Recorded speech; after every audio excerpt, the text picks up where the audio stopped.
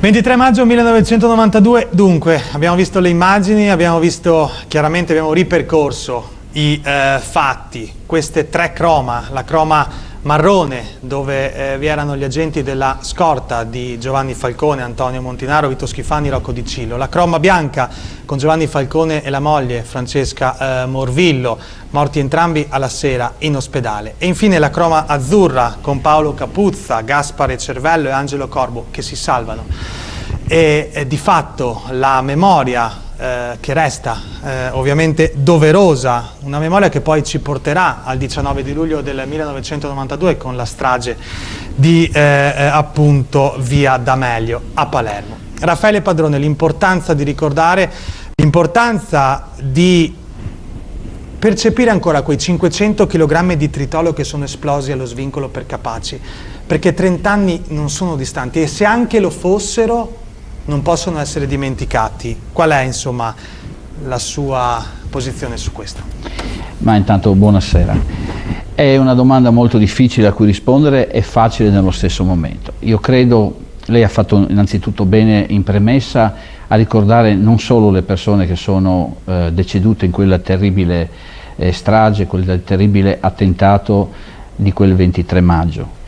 Dobbiamo ricordare che ci sono dei feriti che per colpa di questa strage di mafia non sono più ritornati in servizio. Lei ha ricordato anche Angelo, che ha scritto un libro tempo fa ricordando quel triste episodio. È una giornata storica, vede direttore, perché non possiamo dimenticarla, non possiamo dimenticare.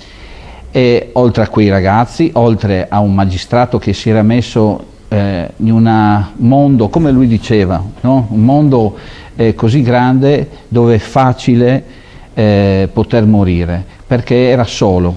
E quindi anche la lotta non era solo all'interno di quello che abbiamo definito Stato, ma era all'interno anche del suo lavoro. Quindi una capacità di lavorare in un ambiente che lo vedeva costretto a lavorare segregato in una stanza. Io ho avuto la fortuna di lavorare con il suo responsabile, che era il dottor Caponnetto. Ho avuto la fortuna di poterlo scortare e vi garantisco, lì sono morti i miei 3 colleghi, è morto un mio compagno di stanza, Di Cillo, Rocco, che quel giorno non doveva essere lì, quindi legato al destino, doveva essere di riposo, gli hanno chiesto un cambio di turno e lui si è prodigato come era sempre nel suo carattere e ha sostituito un collega ed è morto. Possiamo dire che lo Stato da un certo punto di vista ha vinto, perché sono stati assicurati alla giustizia questo, il maxi processo, con il lavoro che ha fatto bravo Conforti, tutti. Perché però questo è il caso di dirlo. Questo è un lavoro, con la sua morte lo Stato ha vinto. È una sorta di resistenza, anche, esatto. come è stato e detto si era oggi. messo contro queste persone, no? Abbiamo trovato i responsabili, qualcuno è morto di questi responsabili. Forse elementi sopraffine. Esatto, mancano. ma la mafia lo vediamo, lo sentiamo, lo dicono i Presidenti della Repubblica da quel giorno ad oggi, l'ha detto il Presidente della Repubblica, cioè voglio dire, lo Stato ha vinto con questa morte e con la morte che avverrà il 19 luglio. Quindi per noi è cambiato, ecco, è cambiato il momento storico, ecco perché non potremo più dimenticarlo. Sono morte tante persone, sono morti tanti commissari di polizia per la mafia, per mano della mafia, sono morte tantissime persone, tantissimi colleghi. Il problema è che qua io lo paragono sempre a un 11 luglio, no? Settembre. È una data storica.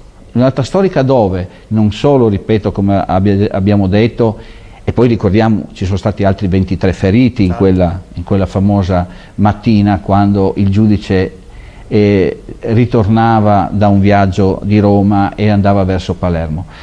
ha vinto lo Stato però, no? Quindi noi ricordiamo quello è stato un inizio di un'attività di indagine così importante che il procuratore capo Caponnetto ha saputo portare avanti, e purtroppo io ero con lui e lui a un certo punto della sua carriera ha dovuto bypassare e andare via da quella città e andare in un'altra città, ovviamente con tutto rispetto non posso chiaramente dirvi dove è andato, però vivendo tragicamente. Io vi garantisco, quando andavamo a casa di Caponnetto c'erano solamente 2 fotografie dei suoi angeli custodi, che era quello di Borsellino e quello del magistrato che il 23 maggio il dottor Falcone ha lasciato per primo questo mondo.